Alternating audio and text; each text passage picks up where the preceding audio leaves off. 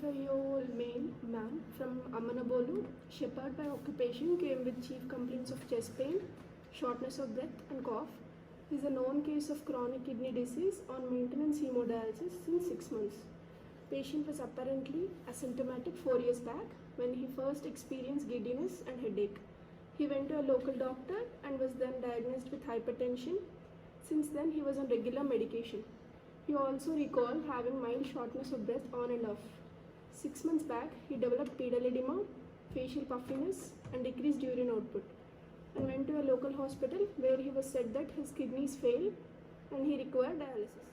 On the 18th of December 2020, he finished his dialysis and went home. And then he started experiencing chest pain, which is of drying type, non-radiating, not associated with any palpitations or sweating. He also complained of cough with expectoration, which was mucoid in nature. His shortness of breath worsened and was present even on lying down. He then came to hospital on 20th December and got admitted. He says he feels better while lying down on left side. The patient is married, doesn't have any children. He is a non-smoker and was an occasional alcoholic stopped 6 months back. On examination, pallor present, pedal edema present, and which was pitting type, no clubbing, cyanosis, lymphadenopathy. The patient is conscious, coherent, is afebrile to touch, and the pulse rate was 1 or 2 beats per minute, blood pressure is 170/100, respiratory rate is 30 cycles per minute. Cardiovascular examination, S1 is to her. You see, when we say range of his blood pressure. Maybe he had 190 by 120. So those things should be mentioned.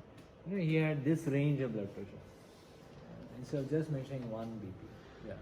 So the respiratory rate is increased. So he's tachypneic. So that means he must be having a lung problem.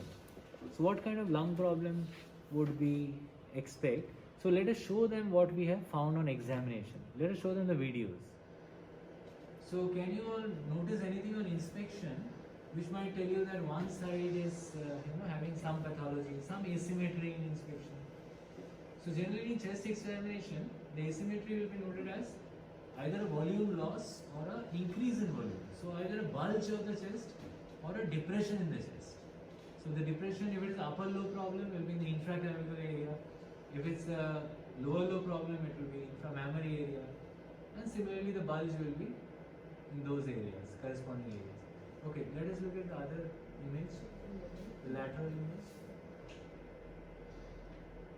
Yeah. So in the lateral image, you can see his arms also. So looks a bit malnourished, and yeah, the scapula is kind of a little bit kyphotic. That's all. So this is all in the inspection. Now let's go to the palpation. Yeah. So in palpation, you have to demonstrate by palpating. So you see how it's being demonstrated by palpating. Yeah, you can, and you can press on the.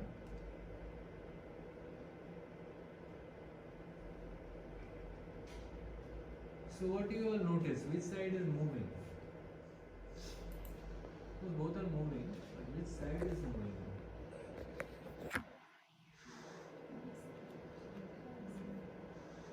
Right side is moving more compared to left. So I think this video has not been taken. Isn't it? Yeah, we should have taken a percussion video also. So yeah, you will see this is the best part of the chest for percussion. So if he is having a less movement on the left side, what we have to do is start percussing from the right, and you will hear the beautiful lung resonance. And you go to the left, and you will see that there will be a dullness, a stony dullness on the left side, particularly in the infrascapular area. And then you know your diagnosis is very clear. It is not moving, there is a dull note. If you auscultate also, you will find that breath sounds are diminished. So it's obviously a pleural effusion. Now how do you take it out? You just confirm it with an ultrasound, do a chest x-ray. So show us the chest x-ray first. Quickly below. Chest x-ray. Here, so look at the CP angle here on the left side and the right side. The right side the angle is clear, but in the left side there is a haziness, isn't it? there's a haziness and it seems to be blocked there. Also, probably the heart is also enlarged, isn't it? Heart looks to be enlarged. So if he has got shortness of breath, pedal edema, then you can be sure that his heart is also having overload and it has failed. That's how it has become dilated. So this haziness is. Yeah, there is fluid there also. So essentially, he has got pulmonary edema, and on top of that, he has got pleural effusion also. Pericardial effusion. He has some pericardial effusion also. Okay. So that cardiac shadow which appears to be big is not only because of heart enlargement, it's mainly pericardial effusion. So do we have an echo of that? Very good. Let's see that. Acha, acha. That's good.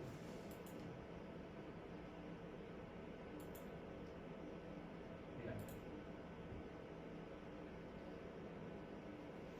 Yeah, mild posterior. So this is a four-chamber view. We are just seeing the contraction of the heart. The RV is contracting better than the LV. LV is not very well visible in this echo. And the color flows, there seems to be some lesion, although not very clear. Unless you put the Doppler, it will be difficult to comment in this view. But yes, the LV seems to be elevated and there is some amount of reduced contractility. There is a mild. Okay, can we have? Yeah, posterior pericardial effusion is there. Not sure the anterior pericardial effusion. There is some degree of posterior pericardial effusion. You can see the left ventricle free posterior wall as you go to the left and lower side. Yeah, that is the wall, and just below that, above that, that black area. That black area. Maybe show the last part of the echo where it's. See, now the black area is more prominently coming. Yeah, see.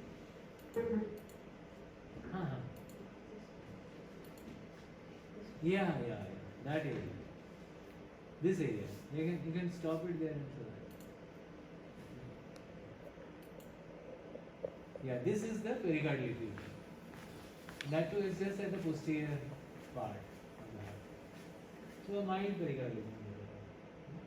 Okay.